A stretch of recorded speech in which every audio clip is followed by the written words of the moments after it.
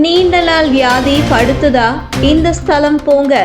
கபால சிகிச்சை முருகன் கொடுக்கும் அந்த அருள். தமிழ்நாட்டில் பல அற்புதங்களும் மர்மங்களும் நிறைந்த கோவில்கள் அதிகம் உள்ளன. அதில் சில கோவில்கள் இன்று மிகப்பெரிய அளவில் பராமரிக்கப்பட்டு அதிக அளவில் மக்கள் வந்து செல்லும் கோவிலாகவும் இருந்து வருகிறது. மேலும் சில கோவில்கள் வரலாற்று சான்றுடையதாகவும் மிகவும் சக்தி வாய்ந்ததாகவும் இருந்து வருகிறது. இந்த நிலையில் தமிழ் கடவுளான முருகப்பெருமானின் திருக்கோவில்கள் இல்லாத இடமே இல்லை என்று கூறும் அளவிற்கு தமிழ்நாட்டில் பல இடங்களில் முருகப்பெருமானின் திருக்கோவில்கள் இடம்பெற்றுள்ளது. இந்த வகையில் தற்பொழுது மற்றுமொரு வரலாற்று பின்னணி மற்றும் சக்தி வாய்ந்த அற்புதங்களை நிகழ்த்தியுள்ள கோவில் ஒன்று தமிழ்நாட்டில் அமைந்திருப்பதாக தெரிய வருகிறது. கோவில் குறித்த பழைய அதிசயங்கள் தற்போது தெரிய வருகிறது. அது குறித்து விரிவாக காணலாம். தமிழ்நாட்டின் திருநெல்வேலி மாவட்டத்தில் கடையம் புறநகர் பகுதிக்கு அருகில் உள்ள ஒரு மிகப்பெரிய மலைதான் தோரணமலை. இந்த மலையானது தென்காசி பகுதியில் இருந்து கடையம் நோக்கி செல்லும் வழியில் அமைந்துள்ளது.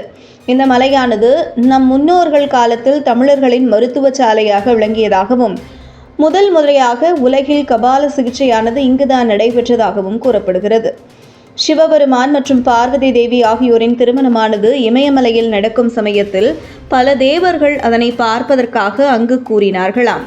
இதனால் பூமியின் எடையானது ஒரு பக்கம் அதிகமாகவும் ஒரு பக்கம் தாழ்ந்த நிலையிலும் ஏற்பட்டுள்ளது.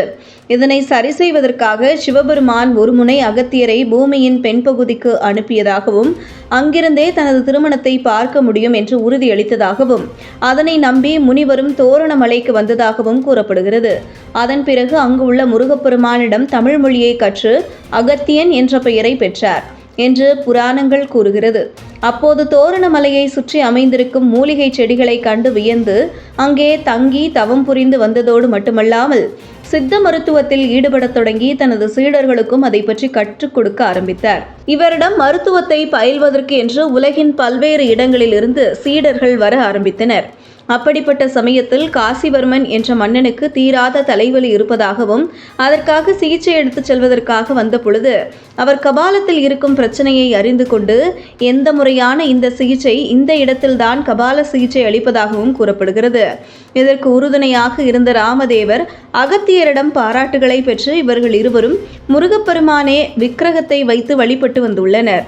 ஆனால் இவரின் மறைவுக்கு பிறகு முருகப்பெருமானின் வழிபாடு குறைந்துவிட்டது.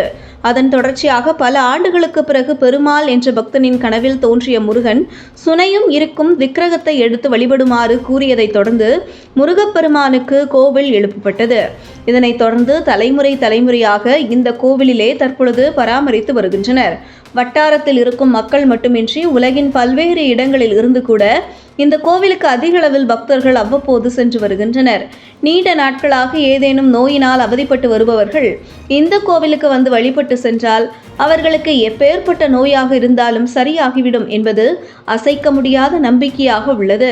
இத்தகைய மருத்துவ குணம் நிறைந்த இடத்தில் அமைந்திருக்கும் முருகப்பெருமானை இன்னும் தரிசனம் செய்யாதவர்கள் விரைவில் சென்று வாருங்கள். இது போன்ற முக்கிய நிகழ்வுகள், அரசியல் தகவல்களை ஆழமாக மாறுபட்ட கோணத்திலும் அறிந்து கொள்ள மறக்காமல் பாரத் மெயில் 24 பக்கத்தை பின்பற்றிக் கொள்ளுங்கள். உங்கள் ஒவ்வொரு ஆதரவும் இது போன்ற பல நிகழ்வுகளின் பின்னணியை அறிய உதவும்.